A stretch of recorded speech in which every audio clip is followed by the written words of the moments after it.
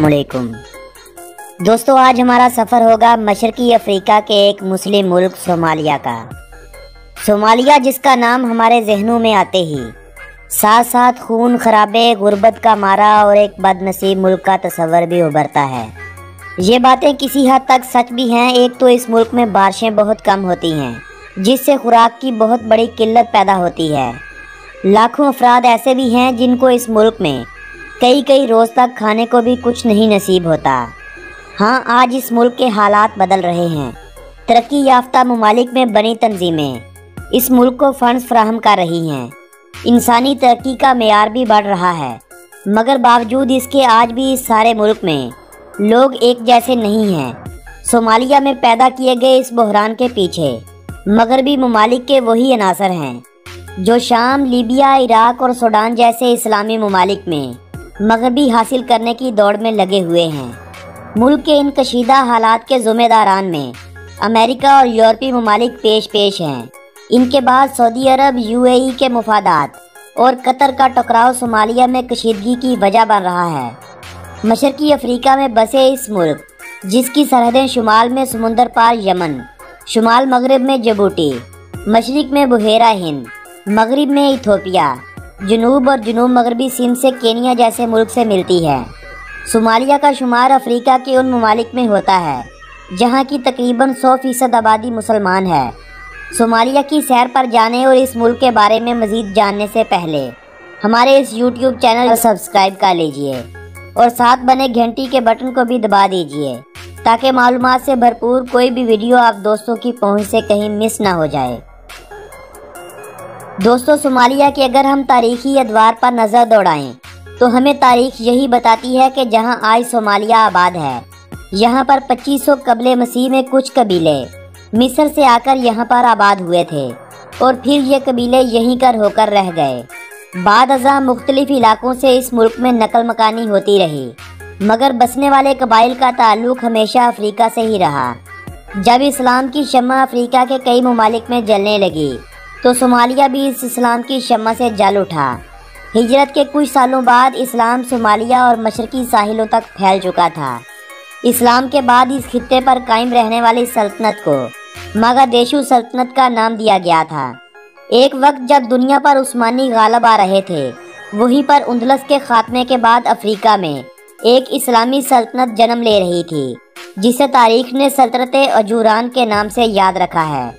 मशरकी Africa में सल्तनत अजूरान और मशरक़ वस्ता में उस्मानियों के ज़वाल का दौर तकरीबन एक जैसा ही है। जब मुसलमानों के ज़वाल का वक्त आया तो इस मुल्क पर यूरोपीय असरअंदाज होने लगे।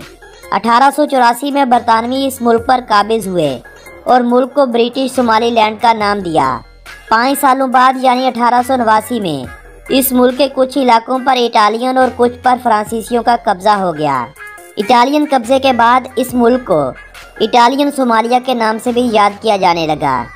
1 जुलाई 1960 के रोज़ इटालियन हुकूमत ने सोमालिया को आज़ाद करते हुए इसकी खुद मुख्तारी को तस्लीम कर लिया, जबकि कुछ माह पहले फ्रांसीसी और बरतानवी भी इसी साल यानी 1960 को अपने मकबूजा इलाकों को खाली कर चुके थे।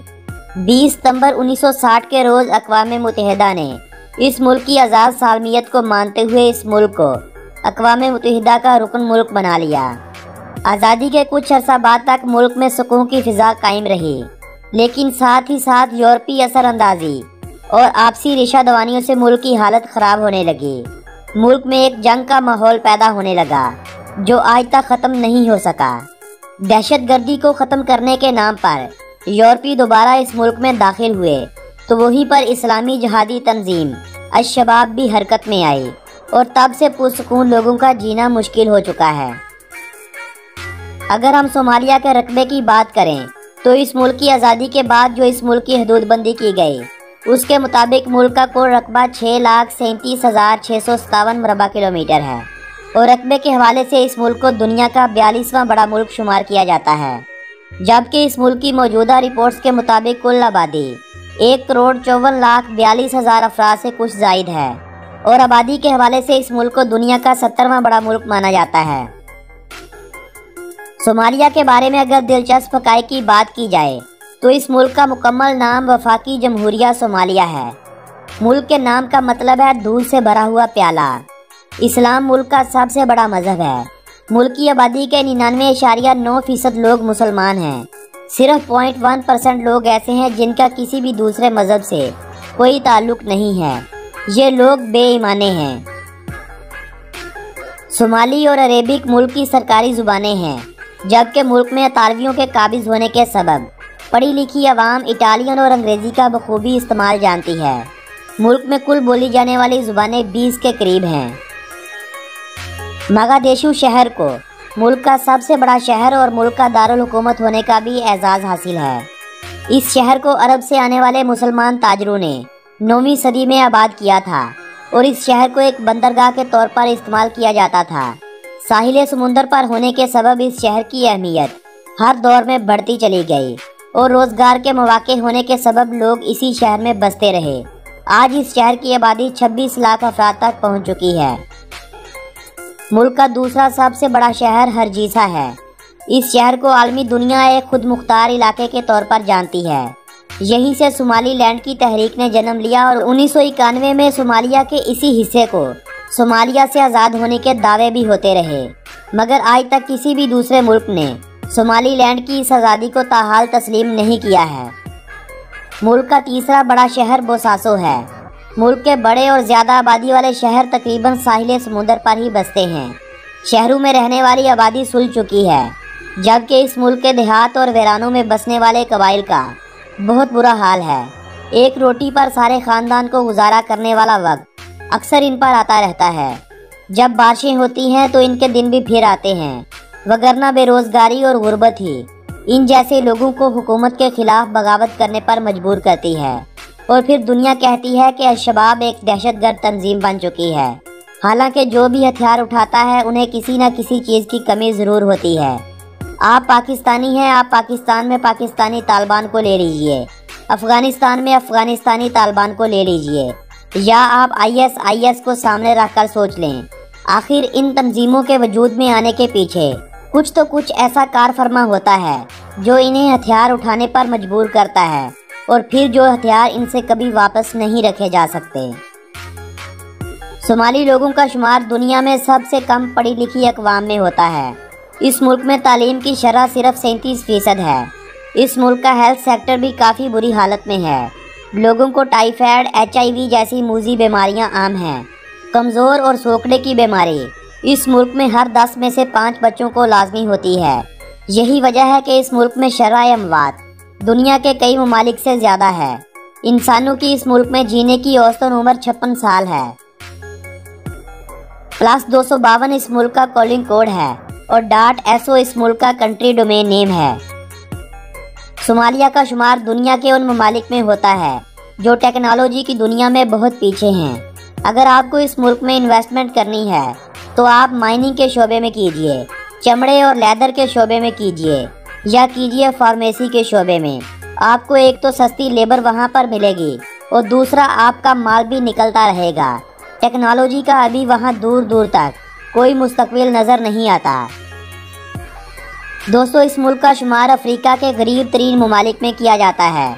मुल्क की करेंसी को सोमाली शिलिंग कहा जाता है। एक पाकिस्तानी रुपए के बदले में 3.67 शिलिंग हासिल किए जा सकते हैं, जबकि एक भारतीय रुपए के बदले में हासिल किए जाने वाले शिलिंग की तादाद 8.11 होगी। मुल्क की पैदावार 7.9 बिलियन $, है, जबकि फीकस मजमूई आमदनी $716 है। मुल्क में तर्ज हुक्मरानी वफाकी जमहूरिया है, यानी पाकिस्तान की तर्ज पर सूबों को अलग इख्तियारात हासिल होते हैं, मगर वो भी वफाक के साथ मिलकर चलते हैं। मोहम्मद अब्दुल्ला मोहम्मद मुल्क के मौजूदा सदर हैं, जबकि हसन अल खैरी मुल्क के वज़ीर आज़म हैं।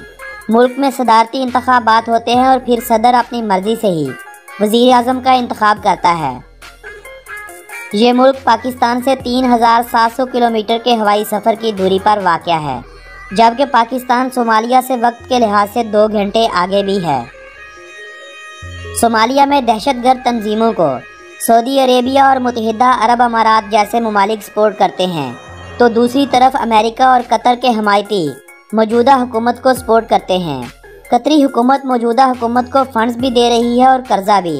ملک کے حالات بہتر اور ترقی کی راہ پر ڈالنے میں قطر کا ایک اہم کردار بھی ہے، مگر اپوزیشن جماعتوں کا کہنا ہے کہ صومالیہ میں موجود قطری سفیر ملک کا اصل حکمران ہے، یعنی عربوں کی آپسی رنجشیں افریقہ کے ان ممالک کے امن کو برباد کیے بیٹھی ہیں۔ دنیا میں سب سے بڑا مہاجرین کا کیمپ بھی صومالیہ ریفیوجی کیمپ کو ہی مانا جاتا ہے۔ ملک کی بیشتر آبادی مسلمان ہے اور صومالیہ کا شمار مسلم دنیا کے ان ممالک میں ہوتا ہے جہاں سنی مسلم سب سے زیادہ تعداد میں بستے ہیں۔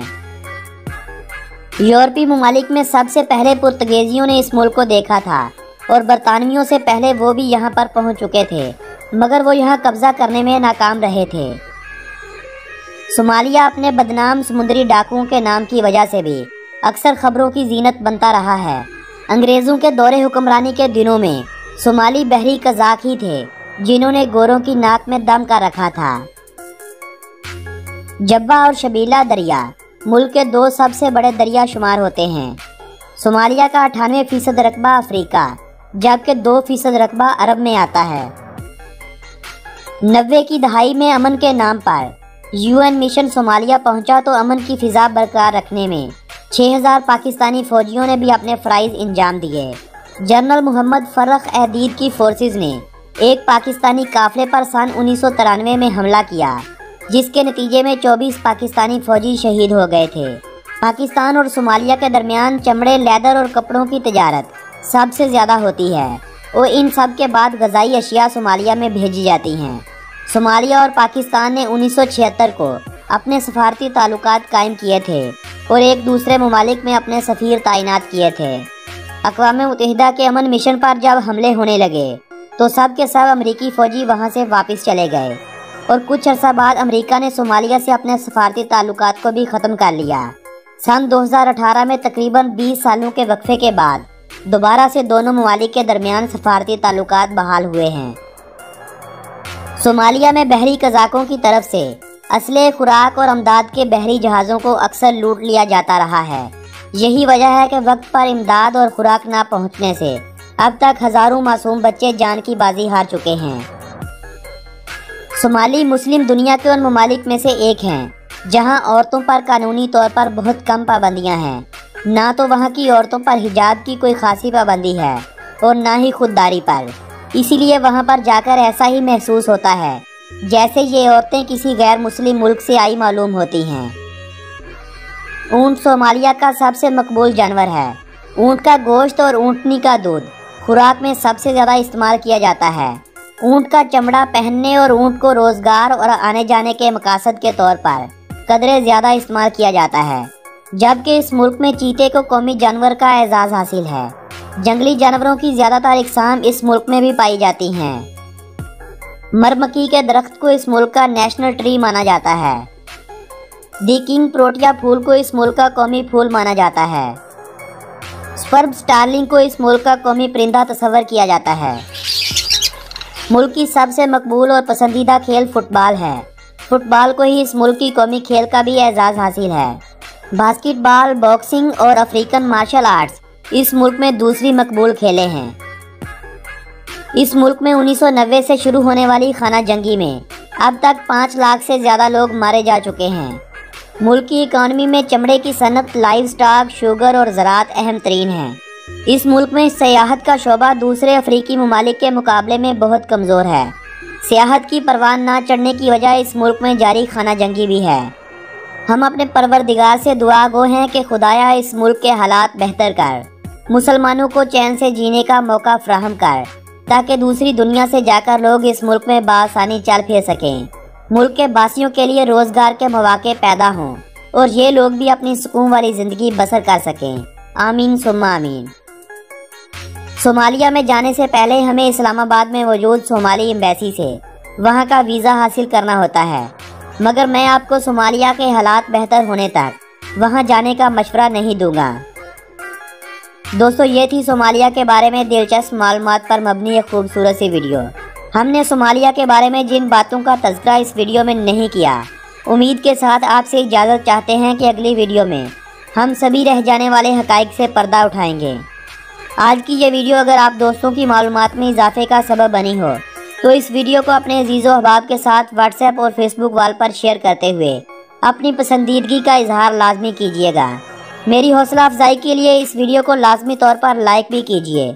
अगली वीडियो कौन से मुल्क पर बनाई जाए हमें कमेंट करते हुए अपनी तजावीज़ से भी ज़रूर नवाजिएगा। आपसे मुलाकात होगी ऐसी ही किसी मालूमाती वीडियो के ज़रिए। तब तक के लिए अपने इस दोस्त को दीजिएगा इजाज़त। अल्लाह निगहबान।